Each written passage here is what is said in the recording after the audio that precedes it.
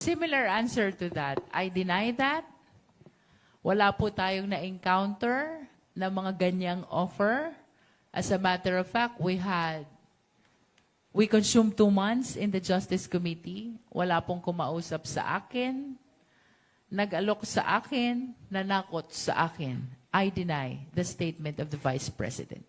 Ako kasi, I do not pay so much attention on that, no? Tayo po'y nagfo-focus lamang sa ating trabaho, no?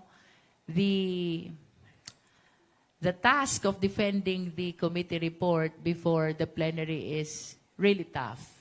So instead of focusing on the baseless statements of the people around, I would rather focus on how am I going to deliver my report to the plenary.